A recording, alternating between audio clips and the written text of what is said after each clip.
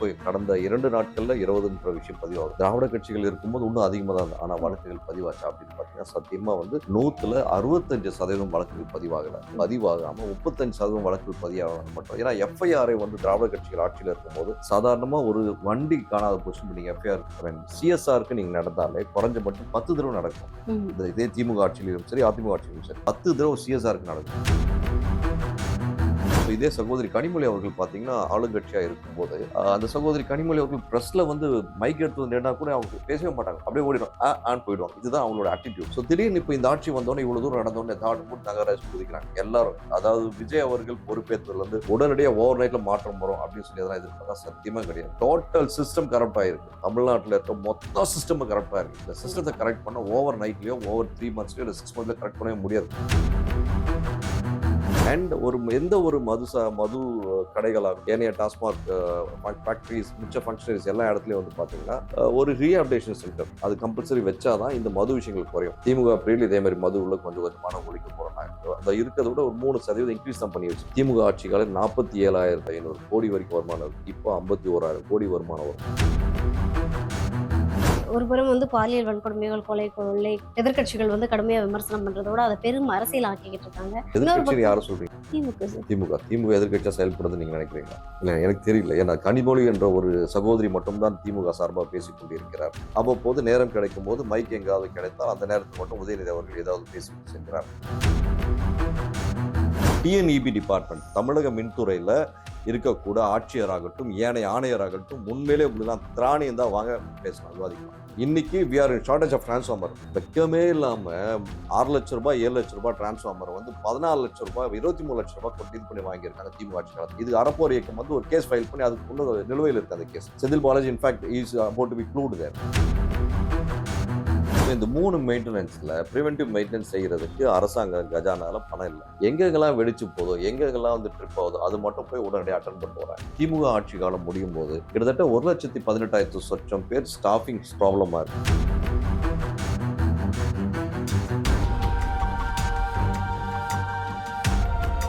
Personal loan வேணுமா? Documents இல்லாம 10 நிமிஷத்துல 15 லட்சம் வரை பணம். பூனாவாலா ஃபின்கார். கீழே உள்ள லிங்க் மூலம் இப்போதே விண்ணப்பியுங்கள். தி எக்ஸ்போஸ் நேயர்களுக்கு வணக்கம். நான் ஷவீனா. இன்றைய நேர்காணலில் நம்மோடு இணைந்திருக்கக்கூடிய சிறப்பு விருந்தினர் பத்திரிகையாளர், அதாவது கிட்டத்தட்ட 30 வருடம் இந்த பத்திரிகை துறையில பல்வேறு விஷயங்களை வந்து இன்னைக்கும் நம்ம மக்களுக்காக எடுத்து சொல்லிட்டு இருக்கக்கூடிய ஒரு நபரை தான் பார்க்க வந்திருக்கோம். எஸ் நந்தகுமார் சார் தான் பார்க்க வந்திருக்கோம். ஸோ இன்னைக்கு தமிழக அரசியல் களத்துல என்ன மாதிரியான மாற்றங்கள் நிகழ்ந்துகிட்டு இருக்கு, என்ன மாதிரியான பிரச்சனைகளுக்கு என்ன மாதிரியான தீர்வுகள் எட்டப்பட்டுகிட்டு இருக்கு அப்படின்னு சார்ந்து நிறைய விஷயங்களை பேச போறோம். வாங்க நிறைய விஷயங்களை கேட்டு தெரிஞ்சுக்கலாம். சார் வணக்கம். வணக்கம். எப்படி இருக்கீங்க சார்? நல்லா இருக்கு மேடம். சார், கடந்த 2 நாட்கள்ல 20 பாலியல் வன்கொடுமைகள் நீங்க பார்த்திருப்பீங்க. கால் வைக்கிற இடமெல்லாம் கன்னிவெடி மாதிரி தாவேக்க அரசு அமைஞ்சதுக்கு அப்புறமா பல்வேறு இடங்கள்ல வந்து பாலியல் வன்கொடுமைகள், பல்வேறு கொலைகள், குற்ற சம்பவங்கள் தொடர்ந்து இதுக்கு வந்து சட்டம் ஒழுங்க வந்து தமிழக அரசு சரியான முறையில கையாளல அப்படின்ற ஒரு பார்வை இருக்கு. இதுக்கு முன்னாடி இது சரியா இருந்துச்சா அப்படின்ற ஒரு பெரிய கேள்வியும் வளர்ந்துருக்குது. நீங்க பார்த்திருப்பீங்க, கடந்த 34 நாள்ல மட்டும் 207 பாலியல் வன்கொடுமை. இது வந்து ஜீரணிக்க முடியல. ஒரு விமனா இருந்துட்டு இந்த மாதிரியான சமூகங்கள், குற்ற சம்பவங்கள்லாம் நடக்கும்போது இதுக்கு பின்னாடி கைது நடவடிக்கைகள் இருக்கு, இமீடியட் ஆக்ஷன் இருக்கு. ஆனா அவங்க எல்லாருக்குமே தண்டனை கொடுக்கப்பட்டு அது பொதுவெளியில காண்பிக்கப்படுதான்றது பெரிய கேள்வியா இருக்குல்ல. உண்மை. பாலியல் குற்றச்சாட்டு என்பது நடவடிக்கையும் அதிரடியாக வேண்டும். நடவடிக்கை என்பது ஒரு மாற்றத்திற்கான ஒரு சொல்யூஷனா இருக்கும்னு தான் நம்ம பார்க்கணும். இதுல இவங்க ஆட்சிக்கு வந்தா இப்படி இருக்கு, அவங்க ஆட்சியில் அப்படின்னு சொல்லி நம்ம பிரிச்சு பேச முடியாது. பாலியல் வழக்கு என்பது திராவிட கட்சிகள் இருக்கும் போதும் இதே தொன்று நடந்துதான் இருக்கு. ஸ்டார்டிங்கே வந்து ஒரு ஃபேமான ஒரு சட்டத்தை கொண்டு வர முடியாத ஒரு சூழலால தான் இது தொடர்கதையா இருக்கு. இவங்க ஆட்சிக்கு வந்த 40 நாள்ல இப்போ 291 விஷயங்கள் நீங்க பதிவு பண்றீங்க. இது வந்து பதிவு செய்யப்பட்ட வழக்கா அப்படின்றத பார்க்க வேண்டியது இருக்கு. ஏன்னா இதுல பதிவுன்றது மக்கள் வந்து பேச்சு மொழியா அங்க ஒன்று இங்க ஒன்று சொல்லிட்டு இருக்காங்க. அதுல மாற்று கருத்தே கிடையாது. இப்போ கடந்த 2 நாட்கள்ல 20ன்ற விஷயம் பதிவாகுது இல்லையா? இது உண்மையிலே கரெக்டான விஷயம். அதுல மாற்று கருத்து இல்லை. திராவிட கட்சிகள் இருக்கும்போது இன்னும் அதிகமாக தான் இருந்தது. ஆனா வழக்குகள் பதிவாச்சா அப்படின்னு பார்த்தீங்கன்னா சத்தியமா வந்து 100ல 65% வழக்குகள் பதிவாகல. பதிவாகாம 35% வழக்குகள் பதிவாகணும் மட்டும். ஏன்னா எஃப்ஐஆரை வந்து திராவிட கட்சிகள் ஆட்சியில் இருக்கும்போது சாதாரணமா ஒரு வண்டி காணாத போச்சுன்னு நீங்க எஃப்ஐஆர் சிஎஸ்ஆருக்கு நீங்க நடந்தாலே குறைஞ்சபட்சம் 10 தடவை நடக்கும். இதே திமுக ஆட்சியிலும் சரி, அதிமுக ஆட்சியிலும் சரி 10 தடவை சிஎஸ்ஆருக்கு நடக்கும். அதே எஃப்ஐஆர் கன்வர்ஷன் ஆகிறதுக்கு டைம் ஃப்ரேம் டேட்னு சொல்லுவாங்க. டேர்ன் அரௌண்ட் டைம்ன்றது கண்டிப்பா இது வரைக்கும் தமிழ்நாட்டிலும் சரி, இந்திய நாட்டில் டேர்ன் அரௌண்ட் டைம் ஃபிக்ஸ் பண்ணதே கிடையாது. மிசோரம் மாநிலத்தில் மட்டும்தான் வந்து அந்த டேர்ன் அரௌண்ட் டைம் ஃபிக்ஸ் பண்ணியிருக்காங்க. ஆனால் தமிழ்நாட்டில் சிஎஸ்ஆர் வந்து எஃப்ஐஆர் கன்வர்ஷனுக்கு டர்ன் ஓவர் டைம் கிடையாது. அப்படி இருக்கும் சூழல்ல இந்த பாலியல் வழக்கு எல்லாத்துக்குமே வந்து ப்ரூவன் ஃபேக்ட் அப்படின்னும் போது உடனடியாக அதிரடி நடவடிக்கை எடுக்கும். இதில் நம்ம பார்க்க வேண்டிய விஷயம், சிங்கப்படைன்னு ஒரு விஷயத்தை கொண்டு வந்தார். கொண்டு வந்து 8 நாள் ஆச்சு. ஸோ இந்த ஒரு கான்செப்ட் கொண்டு வந்த உடனே தான் இந்த விஷயத்தை வந்து பூதாகரமாக படிக்கிறாங்க. ஸோ இதே சகோதரி கனிமொழி அவர்கள் பார்த்தீங்கன்னா ஆளுங்கட்சியாக இருக்கும்போது அந்த சகோதரி கனிமொழி அவர்கள் ப்ரெஸ்ல வந்து மைக் எடுத்து நின்னா கூட அவங்க பேசவே மாட்டாங்க. அப்படியே ஓடிடும் ஆன்னு போயிடுவாங்க. இதுதான் அவங்களோட ஆட்டிடியூட். ஸோ திடீர்னு இப்போ இந்த ஆட்சி வந்தோடனே இவ்வளோ தூரம் நடந்தோடனே தாட் போட்டு தகராஜும் குதிக்கிறாங்க எல்லாரும். அதாவது விஜய் அவர்கள் பொறுப்பேற்றதுலேருந்து உடனடியாக ஓவர் நைட்ல மாற்றம் வரும் அப்படின்னு சொல்லி அதெல்லாம் எதிர்பார்த்தா சத்தியமா கிடையாது. டோட்டல் சிஸ்டம் கரப்ட் ஆயிருக்கு. தமிழ்நாட்டில் இருக்க மொத்த சிஸ்டம் கரப்ட் ஆயிருக்கு. இந்த சிஸ்டத்தை கரெக்ட் பண்ண ஓவர் நைட்லயோ ஓவர் 3 மந்த்ஸ்லயோ இல்லை 6 மந்த்லயோ கரெக்ட் பண்ணவே முடியாது. ஊழல் இல்லாத ஒரு டிபார்ட்மெண்ட் கிடையாது. தமிழ்நாட்டில் 33 துறைகள்லையும் ஊழல் ரொம்ப ரொம்ப ஊறி போயிருக்கு. ஸோ அரசு இயந்திரத்தில் இருக்கக்கூடிய அதிகாரிகளின் அறிவுரைகள் படிதான் அரசியல் இயந்திரத்தில் இருக்கும் செயல்படுகிறார்கள். இந்த அரசு இயந்திரத்தில் இருக்க அதிகாரிகள் தான் எப்படி எப்படிலாம் திருடணும், எப்படி எப்படிலாம் கொள்ளடிக்கணும், எப்படிலாம் ஊழல் பண்ணணும் சொல்லி கொடுக்குறாங்க. அது சொல்லி கொடுத்து ஊறி போய் இவங்க அதில் தான் ஃபோக்கஸாக இருக்காங்களே தவிர இந்த பாலியல் சம்பந்தப்பட்ட விஷயங்களுக்கு நம்ம என்னதான் நேரோ டவுன் பண்ணுன்ற விஷயங்கள் எடுக்கிறது இல்லை. இந்த பாலியல் குற்றச்சாட்டு என்பது ரொம்ப ஒரு தேசத்திற்கு மட்டுமல்லாமல் நம்ம ஒவ்வொரு மாநிலத்துக்கும் ஒரு கேவலமான ஒரு விஷயம். இது மற்ற மாநிலங்களோட தமிழ்நாடு ஜாஸ்தியாக இருக்கு சில அரசியல்வாதிகள் சொல்கிறாங்க. இவங்கெல்லாம் போய் அப்படி பார்த்து வந்த மாதிரி. நான் பல்வேறு கிட்டத்தட்ட 7 மாநிலங்களை ரெகுலர் டிராவல் பண்ணி ஒவ்வொரு மாநிலங்களும் தேர்தல் நேரத்தில் மட்டுமல்லாமல் இதர நேரங்களில் எப்படி எப்படி இருக்குன்னு பார்த்து சுகாதாரத்துறை இந்தியாவிலே தமிழ்நாட்டில் மட்டும்தான் பர்ஃபெக்டாக ஓரளவுக்கு பெட்டராக இருக்குது. அது திமுக காலத்திலும் சரி அதிமுக காலத்திலும் சரி. அது தொட்டு ஆவேக காலத்தில் நல்லபடியாக போயிட்டு இருக்கு. அறநிலையத்துறை அதே மாதிரி நல்லா வந்து ஊழல் அது ஊறி போச்சு. அதை தவிர்த்து மிச்சப்படி ஓரளவுக்கு பர்ஃபெக்ஷனாக இருக்குன்னு சொல்லலாம். அப்படி இருக்கும்போது எந்த ஒரு பாலியல் விஷயங்களுக்கு ஒரு ஃபேமான டிசிஷன் எடுத்து once for all shoot at first sight சொல்றாங்க இல்லையா, once a person is identified he is a culprit it should be fight immediately அப்படின்ற ஒரு சட்டத்தை உடனடியாக கொண்டு வந்தா நல்லா இருக்கும்ன்றது என்னோட பார்வையா இருக்கு. கண்டிப்பா. ஏன்னா எல்லாருமே அதான் எக்ஸ்பெக்ட் பண்ணிட்டு இருக்காங்க. இங்க தப்பு பண்றவங்களை வந்து கைது நடவடிக்கை தாவேக்க அரசு வந்து உடனே பண்ணிட்டு இருக்கு. ஏன்னா தாவேக்க நிர்வாகிகள் தப்பு பண்ணாலும் அரெஸ்ட் அப்படின்றது இம்மீடியட்டா நடந்துட்டு இருக்குது. இல்ல எல்லா இடத்துலயும் நடக்கல, சில இடத்துல மட்டும் தான் நடக்கும். இன்னமும் வந்து சென்ற மாதம் கடைசியில் நடந்த ஒரு விஷயத்துக்கு இன்னும் கைதாக 2 பேர் இருக்காங்க. ஒரு எம்எல்ஏ ஒரு இடத்துல சம்மந்தப்பட்டிருக்காருன்ற விஷயங்கள் வெளியே வருது. அந்த எம்எல்ஏ மீது இன்று வரை விசாரணை மட்டும் இல்லை, ஒரு சாதாரண ஏன் நீயே சம்மந்தப்பட்டிருக்கேன்னு ஒரு வார்த்தை கூட அவர் கேட்கலன்றது நம்ம பார்க்குறோம். இல்லை அதையும் நம்ம அக்னாலேஜ் பண்ணி ஆகணும். ஏன்னா ஒரு எம்எல்ஏ சம்மந்தப்பட்டிருக்காரு, அந்த எம்எல்ஏ மேலே கண்டிப்பாக நடவடிக்கை எடுக்கணும், இல்லை என்கொயரி வச்சிருக்கணும், இல்லைன்னா அட்லீஸ்ட் அவர்கிட்ட வந்து ஒரு அறிக்கை கேட்டிருக்கணும். இது நீ சம்மந்தப்பட்டிருக்க என்ன விஷயம். இது வரைக்கும் தாவேக அரசு எந்த வகையான நடவடிக்கை எடுக்க சொல்ல முடியும் இந்த நிமிஷம் வரைக்கும்? இப்போ எம்எல்ஏ மேல வந்து அறிக்கை கொடுக்கல, அவர் மேல வந்து ஆக்ஷன் எடுக்கல அப்படின்னு ஒரு புறம் பார்க்கப்பட்டாலும் நேத்து நடந்த ஒரு இஷ்யூன்றது ஏற்றுக்கொள்ள முடியாத ஒரு விஷயம் சார். 3 வயது குழந்தைய பாலியல் வன்கொடுமை பண்றான் அப்படின்றப்போ, ஏன்னா விஜய் சார் மேல வந்து எல்லாருமே ரொம்ப நம்பிக்கை வச்சிருக்காங்க. விஜய் சார் என்ன சொன்னாங்கன்னா, எல்லார் வீட்லயுமே ஒரு விஜய் இருக்கான், எல்லார் வீட்டுல இருக்கவங்களும் என்னுடைய அண்ணன் மாதிரி, தம்பி மாதிரி, அம்மா மாதிரி, அப்பா மாதிரி, மாமா குழந்தைங்க அப்படின்னு உறவுகளை மையப்படுத்தி தான் வந்து அரசியலையே அவங்க வந்து தேர்தலையே சந்திச்சாங்க. நேற்று அந்த குழந்தையோட இறப்புக்கு பின்னாடி தாவேக்கா தரப்புல இருந்து ஒரு அறிக்கை வரலையோ அப்படின்றது வந்து பெரிய கேள்விக்குறியா இருக்குது. அது மட்டும் இல்லாம நேற்று ஈவினிங் வந்து சிம்ரன் மேம், சிம்பு சார் இவங்களெல்லாம் போய் பார்த்தது வந்து இன்னும் பெரிய பேசு பொருளா மாறி இருக்குது இல்லையா? ஸோ இப்போ தாவேக்கா தரப்புல இருந்து இந்த மாதிரியான விஷயங்களுக்கு ஏன் கண்டன அறிக்கைகள் வரமாட்டேங்குது? கண்டன அறிக்கைன்றதை விட அவங்க தரப்புல இருந்து விளக்கங்கள் கொடுத்தாகணும். இதுதான் வந்து ஒரு ஃபண்டமெண்டலான ஒரு சிஸ்டத்தை ரன் பண்றாங்க. அரசு மற்றும் அரசியல் இயந்திரத்தை ரன் பண்ணி கொண்டு இருக்க ஒரு அரசானது உடனடியாக அந்த மாதிரி விஷயம் நடந்தால் அதுக்கு ஒரு அறிக்கை கொடுத்துருக்கணும். அது இவங்க பொறுக்கல. ஒன்று விளக்கம் கொடுக்கணும், தெளிவான விளக்கம் இது வரைக்கும் கொடுக்கப்படல. இன்னைக்கு நம்ம பேசக்கூடிய இந்த நேரம் வரை நீங்கள் சிம்பு ஆகட்டும், அவங்க எல்லாம் சினிமா துறையை சார்ந்த, இவரும் சினிமா துறை வந்ததுனால அது மரியாதை நிமித்தமான சந்திப்பாக ஒரு பக்கம் எடுத்துக்கினாலும், ஆனாலும் முழு நேரமாக திரு விஜய் அவர்கள் காலையில் 9:30 மணி 10 மணி 9 மணி வாக்கில் வர்றாரு, சாயந்தரம் 5:30 மணி வரைக்கும் வேலை செய்கிறாருன்னு சொல்லிட்டு நான் செக்ரட்டரியேட்டில் கண்கூட பார்த்த விஷயம். 5:30 மணி அவர் கிளம்பும்போது லிட்ரலாக அங்கே இருக்க செக்ரட்டரியேட் ஸ்டாஃப் வந்து ஹாய் விஜய் விஜய் விஜய்ன்னு கத்துறாங்க. இவங்களெல்லாம் சூடு சொரணையே கேட்டுட்டான்றது தெரியல. அந்த லெவல் ஏன் இவ்வளோ ஸ்ட்ராங்காக நான் பேச வேண்டிய சூழல்னா, செக்ரட்டரியேட் ஸ்டாஃப் அவங்க மக்கள் வரி பணத்தில் சம்பளம் வாங்கிட்டு இருக்காங்க. அவங்கெல்லாம் என்ன பண்ணணும், அவங்க வேலையை செய்யறத விட்டு அவர் கிளம்புற நேரத்தில் வந்து அவர் பார்க்கறதுக்காக நிற்கிறாங்க. இந்த ஒரு அவல நிலை மாறணுன்றது என்னோட தாழ்மையான கருத்து. இந்த விஷயம் நீங்க கேட்ட இந்த ஒரு கேள்விக்கான விஷயம் ஒரு ப்ராப்பர் ஆர்கனைஸ்டு மெக்கானிசம் இன்னும் தாவைக்கால இல்லை. ஒரு 40 நாட்கள் ஆகியிருக்கு. ஒரு ஆர்கனைஸ்ட் மெக்கானிசம் ப்ராப்பரா ஃபார்ம் ஆகாதனால எவன் பிஎஸ், யாரு PS1, யாரு ஸ்பெஷல் பிஏ, யார் PS2 அப்படின்ற விஷயம் யாருக்கும் தெரியாம இருக்கு. அதனால அமைச்சர்களே அங்க கன்ஃபியூஷன்ல இருக்காங்க. எல்லாருக்கும் டிபார்ட்மெண்ட் அலாட் ஆயிடுச்சு. அந்தந்த வேலைகள் அந்தந்த அதிகாரிகள் கொண்டு வந்து கொடுக்க விஷயத்துல படிச்சு பார்த்து சில உடனே சைன் பண்ணி அனுப்புவாங்க. அந்த வேலை ஏன்னா கண் கூட நான் வாரத்துக்கு 2 தடவை குறைஞ்சபட்சம் நான் செக்ரட்டரியேட் போறேன், பார்க்கறதுனால சொல்றேன். சைன் பண்ணி அனுப்பிச்சிட்டு இருக்காங்களே தவிர அடுத்த கட்ட நகர்வுகளுக்கு சில விஷயங்கள் சில அமைச்சர்கள் ஒரு குறிப்பிட்ட 3-4 அமைச்சர்கள் நான் பார்த்துட்டு இருக்கேன். ரொம்ப கீனா அப்சர்வ் பண்றேன். அந்த அமைச்சர்களோட செயல்பாடு ஓரளவுக்கு திருப்திகரமா இருக்கு. ஆனால் மிச்ச அமைச்சர்கள் செயல்பாடு திருப்திகரமா இல்லைன்ற அர்த்தம் கிடையாது. அவங்களுக்கு அவங்க ஃபங்க்ஷனலிசம் முறைகள் தெரியல. அந்த முறைகள் கத்துக்கணும். இந்த 3 வயது குழந்தை என்ற விஷயம் நீங்க சொன்னதுனால விஜய் அவர்கள் அந்த தேர்தல் நேரத்துல அந்த நேரத்துல ஒரு 3 வயது பையன் ஒருத்தன் அவங்க அம்மாவும் அப்பாவும் ஓட்டு போட போயிருக்காங்க. அவங்க பாட்டி கையை பிடிச்சி நீ எங்கடா போற? இல்லை நானும் போறேன். எங்க அப்பா அம்மா ஓட்டு போட விஜய்க்கு ஓட்டு போடணும் சொல்றதுக்காக போறேன்னு சொல்லி அழுகுறான். அந்த பாட்டி கையை பிடிச்சி இழுக்கிறாங்க. இது ஏன் இந்த விஷயத்த சொல்றேன்னா, விஜய் ஒவ்வொரு வீட்லயும் ஒரு விஜய் இருக்கான்னு சொன்னார் இல்லையா? ஸோ இந்த மாதிரி ஒவ்வொரு குழந்தை மூலமாக கிட்டத்தட்ட 17, 18% வந்து குழந்தைகள் மூலமா கன்வெர்ஷன் ஆயிருக்கு. அந்த குழந்தைகளோட திருப்திக்காக பெற்றோர்கள் மூளையோடு செயல்பட்டார்களா, மூளை இல்லாமல் செயல்பட்டார்களா, அது தனிப்பட்ட மனிதனோட வாக்குரிமை. அதை பத்தி நான் தலையிட விரும்பல. ஆனால் அந்த 17, 18% வாக்குகள் குழந்தைகள் மூலமாக வந்திருக்கு. அதை விஜய் கருத்தில் கொண்டு மாண்புமிகு முதல்வராக இருக்கக்கூடிய விஜயானவர் இனி வரும் காலங்களில் இது போற அவல நிலை எந்த வகையான குழந்தைகளுக்கும் சரி, ஏன்னா வயதான 68 பெண்மணி போன மாசம் 23ஆம் தேதி பார்த்திருப்பீங்கன்னு வேளச்சேரியில நினைக்கிறேன். இதை விட ஒரு கேவலமான நிலை வந்து இதுக்கு மூல காரணம், முக்கிய காரணம் கஞ்சா போதை, போதை. மது. இது மதுக்கு என்ன சொல்றாங்க, மதுக்கடைகள் 717 மதுக்கடைகள் போட்டாங்க. இதே நீங்க ஆர்டிஐ போட்டீங்கன்னா அதுக்கு எக்ஸ்பிளேஷன் கொடுக்க மாட்டாங்க. ஸோ திரு விக்னேஷ் அவர்கள் எக்ஸ்பிளேஷன் கொடுப்பார் நான் எதிர்பார்த்திருக்கேன். தனிப்பட்ட முறையில் அவருக்கு நான் ஒரு மெசேஜ் அமைச்சிருக்கேன். தயவு செய்து வந்து 717 கடைகள் எங்கேயும் போடுறீங்கன்றதை டீடைல்ஸ் கொடுங்கன்னு சொல்லி. இது வரைக்கும் இன்னும் வரல. நான் அமைச்சு 4 நாள் ஆச்சு, இன்னும் வரல. இந்த காணொலி எடுக்கிற வரைக்கும் ஒன்றும் வரலன்ற பதிவு பண்றேன். ஸோ இப்படி இருக்கும் சூழல்ல ஒரு பொத்தாம் பொதுவா ஜியோ பாஸ் பண்றாங்க அப்படின்றது இருக்கக்கூடாது. ஒரு Jio is Jeona government order. அந்த ஆர்டர் ஷுட் பி ஆர்டர். அந்த பர்ஃபெக்ஷன் கொண்டு போகணும். அண்ட் எந்த ஒரு மது கடைகளாகட்டும், ஏனைய டாஸ்மாக் ஃபேக்டரிஸ், மிச்ச ஃபங்க்ஷனரிஸ் எல்லா இடத்துலையும் வந்து பார்த்தீங்கன்னா ஒரு ரீஹாபிலிட்டேஷன் சென்டர் அது கம்பல்சரி வச்சாதான் இந்த மது விஷயங்கள் குறையும். ஜெயலலிதா அம்மா பீரியட்ல கிட்டத்தட்ட 500 ரீஹாபிலிட்டேஷன் சென்டர் கொண்டு வரேன்னு சொன்னாங்க. கிட்டத்தட்ட 135 சென்டர் நான் பார்த்தேன். அதில் இல்லைன்னு சொல்லவே இல்லை. அதுக்கப்புறம் மிச்சம்லாம் எங்கே போச்சுன்னு தெரியல. அதுக்கு என்ன அலாட் பண்ண பட்ஜெட் ஆச்சு ஒன்றுமே தெரியல. திமுக பீரியட்ல இதே மாதிரி மது உள்ள கொஞ்சம் கொஞ்சமான ஒழிக்க போறேன்னாங்க. ஆனால் வந்ததுலேருந்து அவங்க ஓரளவுக்கு வந்து 3% அதை இருக்கிறத விட ஒரு 3% இன்க்ரீஸ் தான் பண்ணி வச்சிருக்காங்க.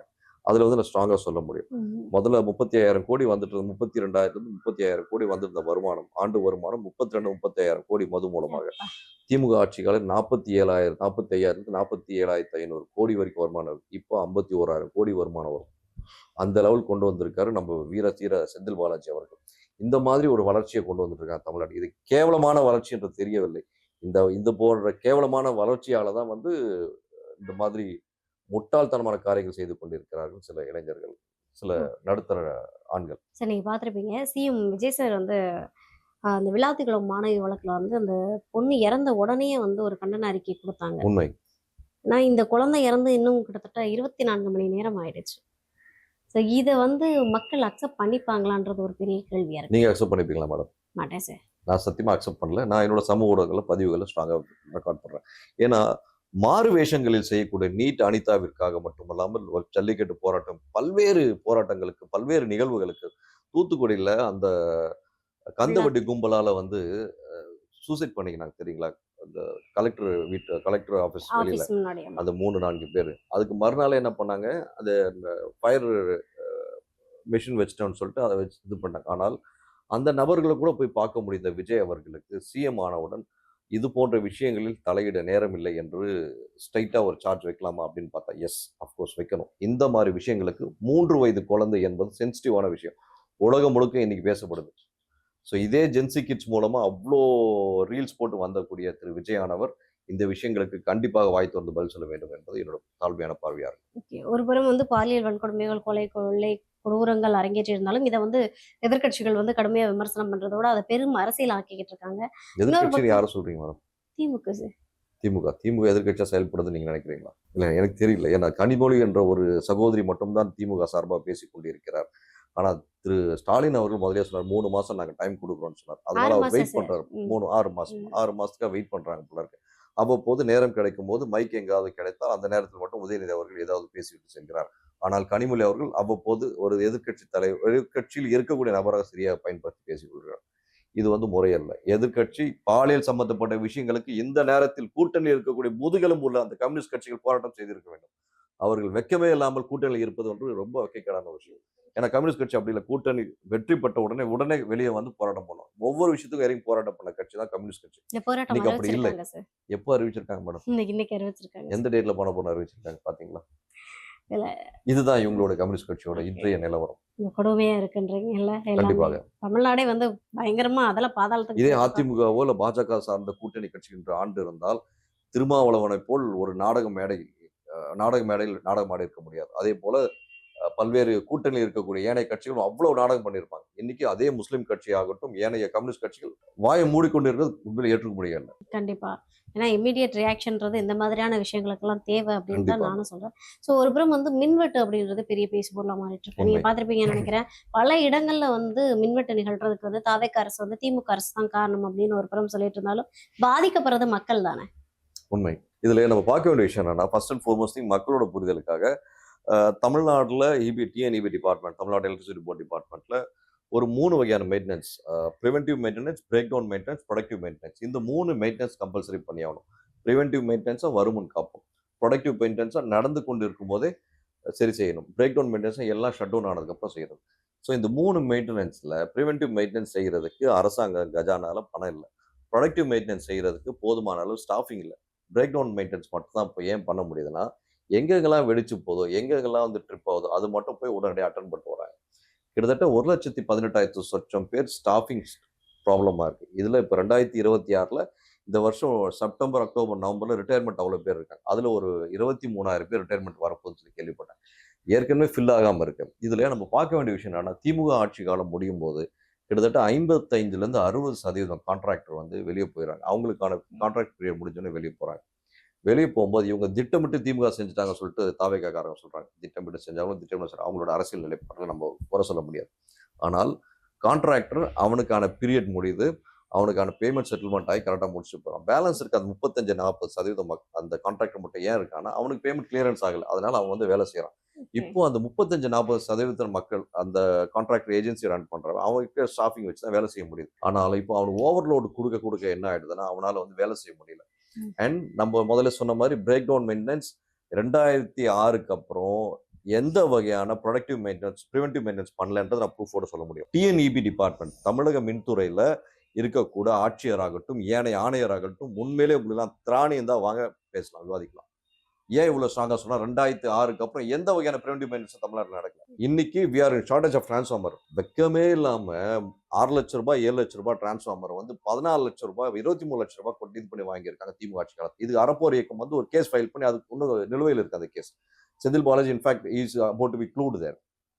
அப்படி இருக்கும் சொல்ல இதை பத்தி நான் பல்வேறு ஊடகங்களில் பேசியிருக்கேன், சமூக வலைதளத்தில் போட்டிருக்கேன், டிவி விவாத நிகழ்ச்சியில் பேசியிருக்கேன். இந்த விஷயங்கள் வந்து எப்போ 2022லேருந்து நான் தொடர்ச்சியாக கத்திட்டு இருக்கேன். இந்த டிரான்ஸ்ஃபார்மர்ல பெரிய தவறு நடக்குதுன்னு சொல்லிட்டு இது வந்து இப்போதான் கொஞ்சம் கொஞ்சமா ஆக்ஷன் எடுத்து நகர்ந்துட்டு இருக்காங்க. ஸோ டிரான்ஸ்ஃபார்மர் ப்ரொக்யூர்மெண்ட் ப்ராப்பராக நடந்து அது கரெக்டான விஷயங்கள் ஒரு பக்கம் நடக்கணும். அண்ட் எங்கெங்கெல்லாம் வந்து ட்ரிப் ஆகுது அங்கே வந்து ஜம்பர் அடிக்கும். அந்த ஜம்பர் மேலே ஏறி அடிக்கிறதுக்கு அந்த மேன் பவர் இவங்க கிட்ட இல்லை. அண்ட் முக்கியமான விஷயம், மேலே ஏறி வேலை செய்யக்கூடியது எல்லாமே ஜூனியர்ஸ். சீனியர்ஸோட ரிட்டையர்மெண்ட் நிறைய சர்வீஸ் முடிஞ்சதுக்கப்புறம் ரிட்டையர்மெண்ட் போகிறதுனால ஜூனியர்ஸ்க்கு ப்ராப்பராக வந்து சில விஷயங்கள் கைட் பண்ணாமல் போயிட்டாங்க. ஏன்னா சர்வீஸ் முடிஞ்சதுக்கப்புறம் இந்த பேசிஸில் 1 or 2 year எக்ஸ்டென்ஷன் கொடுப்பாங்க. அதுக்காக என்ன பண்ணிடுறாங்க, சீனியர்ஸ் வந்து ரிட்டையர்மெண்ட் போயிட்டு நான் வரேன்டா அப்படின்னு சொல்லிட்டு திருப்பி ஒரு 2 months 3 months பிரேக் எடுத்து வரேன். ஏன்னா வந்து ஒரு 30,000 40,000 சேலரி வரும். அந்த ஒரு அடிப்படையில் இவங்க எல்லாம் வெயிட் பண்ணி ஜூனியர்ஸுக்கு போதுமான அளவு எக்யூப்டாக டெவலப் பண்ணல. அதனால ஜூனியர்ஸ் வந்து ஒரு இடத்துல போய் ஜம்பர் மாட்டுறான், மேக்ஸிமம் 3/4 hour இல்லை 1 hour தான் தாங்குது. அதுக்கப்புறம் ஓவர் வோல்டேஜில் திருப்பி ஜம்பர் ட்ரிப் ஆகுது. அந்த ஜம்பர் திருப்பி எப்படி மாட்டோம்னு தெரிய மாட்டோம். இதுதான் வந்து பெரும்பாலாட்டில் நடக்கக்கூடிய ஃபேக்ட். இது நான் கண்கூட பார்த்ததுனால பார்த்துட்டு ஒரு 3 ஏஐ பர்சனுக்கு தனிப்பட்டவர்கள் சொல்லிட்டு வந்திருக்கேன். ஓகே, இது ஒரு புறம் இருக்க. திமுக திருட்டு வேலைகள்ல ஈடுபடுது. ஏன்னா வந்து பல இடங்கள்ல வந்து பியூஸ் பிடுங்கிடுறாங்க அப்படின்ற ஒரு குற்றச்சாட்டையும் தொடர்ந்து தாவேக தரப்புல இருந்து வச்சுட்டு திமுக இருக்காங்க. மட்டும் செய்யலன்னு நான் சொல்றேன். நான் தாவேக்கா சொல்றாங்க திமுக மட்டுமே நான் சொல்ல, மற்ற கட்சிகளும் செய்யறாங்க. அது யாருன்றது அவங்க அதை நான் சொல்ல விரும்பல. எங்களுக்கு தெரிஞ்ச வரைக்கும் திமுக மட்டும் செய்யல, ஓகே, ஏனைய கட்சிகள். ஏன்னா ஃபியூஸ் வந்து திருடுறவன் நைட் நேரத்தில் வந்து திருடுறானா அப்படின்றதையும் பார்க்கணும். ஏன்னா காலையில் 12 மணிக்கு ஒருத்தன் திருடிட்டு போறான், சாயந்தரம் 5:30 மணி தான் கண்டுபிடிச்சு திருப்பி ஃபியூஸை மாட்டான்னு சொல்றாங்க. ஸோ அந்த கேப் கிட்டத்தட்ட ஒரு 6 to 7 hours கேப் சிசிடிவி அப்பெல்லாம் பார்க்க முடியலையா அப்படின்னு கேள்வி. ஏன்னா கரண்ட் எல்லாம் பார்க்க முடியலன்றாங்க. ரைட்டு, அது ஃபோன்ல எல்லாம் ஆக்சஸ் பண்ணி வச்சிருக்காங்களா, சிசிடிவி ஃபோனில் பார்க்க முடியாதா யார் திருடிட்டு போறான்னு சொல்லிட்டு. ஸோ நிறைய விஷயங்கள் வந்து அந்த ஃப்ளா நிறைய இருக்கு. அந்த ஃப்ளா கண்டுபிடிக்கணும். திமுக நபர்கள் சார்ந்த நபர்கள் மட்டும்தான் ஃபியூஸ் திருடுறாங்கன்னு சொன்னா ஒத்துக்க முடியாது. அது வந்து தனிப்பட்ட முறையில் தாக்குதல் மாதிரி இருக்கு. மற்ற கட்சிகளும் செய்யறாங்க, இவங்க கூட்டணி கட்சிகளும் செய்யறாங்கன்னு ஒரு சார்ஜ் வைக்கணும். ஏத்துப்பாங்களா தாவேக்கா? கூட்டணி தாவேக கூட்டணி. ஆமா, அந்த ஒரு சார்ஜ் நான் வைக்கிறேன். ஏத்துப்பாங்களான்னு கேட்கிறேன் தாவேக்கா. இல்ல அதை எப்படி அவங்க ஏத்துப்பாங்க? பாக்குற யாருமே ஏத்துக்க மாட்டாங்க. கண்டிப்பாங்க. ஆனா இருக்குங்க. ஓகே. ஏன்னா நெறைய அதிருப்தியாளர்கள் அந்த கூட்டணி கட்சியிலே இருக்காங்க. இப்ப விடுதலை சிறுத்தைகள் கட்சியும் சரி, கம்யூனிஸ்ட் கட்சியும் சரி, விருப்பம் இல்லாத சிலர் அந்த கூட்டணியில ஃபார்ம் ஆயிருக்காங்க. அவங்க எக்ஸாக்ட்டா டைரக்ட் கூட்டணியே ஃபார்ம் ஆகல. It's indirect. அ இல்ல விருப்பம் இல்லாம ஏன் தாவேகா கூட்டணிக்கு அவங்க போறாங்க சார்? அந்த நேரத்துல திருப்பி எலக்ஷன் வந்துரக்கூடாதுன்றதுக்காக. எலக்ஷன் வந்தா பொருளாதார சிக்கல் பெருமா ஏற்படும். அதனால வந்து நம்போ சீட் ஷேரிங்ல மட்டும் இப்போதைக்கு இருக்கலாம்னு இருக்காங்க. இல்ல பொருளாதார சிக்கலா? இல்ல வந்து இனிமே மறுபடியும் எலெக்ஷன் வந்தா திமுகவால எழுந்திருக்கவே முடியாதுன்ற ஒரு அச்சமா? திமுக மட்டும் அப்படி யாரும் குறைச்சு எடை போடவே கூடாதுங்க. ஓகே. திமுக வந்து நான் பல்வேறு மேடைகள்ல சொல்லிட்டு இருக்க விஷயம். திமுக மாதிரி ஒரு தரமான எதிர்க்கட்சி இந்தியால கிடையாது. ஒரு எதிர்க்கட்சிக்கான இல்ல சரியான அதுக்கான கட்சி திமுக மட்டும் குவாலிட்டியான தான். தலைவர்கள் அப்ப இருந்தாங்க. இப்ப இருக்காங்களான்றது தானே கேள்வியே. இந்த அதிமுகலயும், திமுகலயும். அதிமுக பொறுத்தவரைக்கும் கூகுள்லாம் தேட வேண்டிய சூழ்நிலைகள் தள்ளப்பட்டுச்சு. ம். அதிமுக கட்சி. அதை பத்தி பேசவில்லை. திமுக கட்சி பொறுத்தவரைக்கும் எந்த சூழலுக்கு போனாலும் ஏற்கனவே 10 வருஷம் ரொம்ப சைலண்டா இருந்து திருப்பி விஸ்வரூபம் எடுத்து 2021ல வந்தாங்க. இந்த 5 வருஷம் இன்னும் சைலண்டா இருக்க மாதிரி இருப்பாங்க. ஆனாலும் திருப்பி விஸ்வரூபம் எடுப்பானுங்க. அதெல்லாம் திமுக கட்சி குறைச்சு எடை போட முடியாது. இல்ல அந்த நம்பிக்கை இப்ப எனக்கு தெரிஞ்சு யார்ட்டயும் இருக்கான்னு கேட்டா பெரிய கேள்விக்குறியா தான் இருக்கு. ஏன்னா, இதுவரைக்குமே திமுகவா இருக்கட்டும், ஏடிஎம்கேயா இருக்கட்டும் எல்லாருமே வந்து கூட்டணி வச்சு தான் ஆட்சி அமைச்சிருக்காங்க. ஸோ இப்போ திமுக கூட எந்த கூட்டணியுமே இல்ல. எல்லா கூட்டணியுமே வந்து விஜய் சார் பக்கம் வந்தாச்சு. அப்படின்றப்ப இப்ப திமுக தனித்து விடப்பட்டிருக்கு. அப்ப இன்னும் திமுகவுக்கு வந்து ஆயுட்காலம் இருக்குதா? அவங்க எழுந்து வருவாங்க அப்படின்றது பெரிய கேள்விக்குறியா இது இருக்கு. சகோதரியோட பார்வையா இருக்கு. ஆனா திமுக பொறுத்தவரைக்கும் அந்த கூட்டணி கட்சிகள் அப்படி அமைச்சிருக்காங்கன்னா, ஏதோ பிளான் இல்லாம அனுப்ப மாட்டாங்க. ஓகே. ஸோ அதனால பிளான் பி தான் வச்சிருப்பாங்க. பிளான் ஏல இப்போ முன்னாடி காமிச்சிருக்காங்க. பிளான் பி ஏதாச்சும் வச்சிருப்பாங்க. வச்சு தான் செய்வாங்க. திமுகவை மட்டும் குறைச்சு எடை போடவே முடியாது.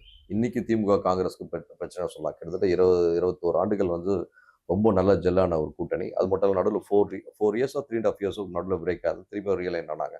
ரீஅலைன் ஆனதுலருந்து ரொம்ப ஸ்மூத்தா டிராவல் ஆயிருக்கு. இப்போ கருத்து வேறுபாடு இருக்கு. ஆனா ப. ஓகே. சிதம்பரம் நேத்து ஒரு ஸ்டேட்மெண்ட் விட்டுருக்காரு.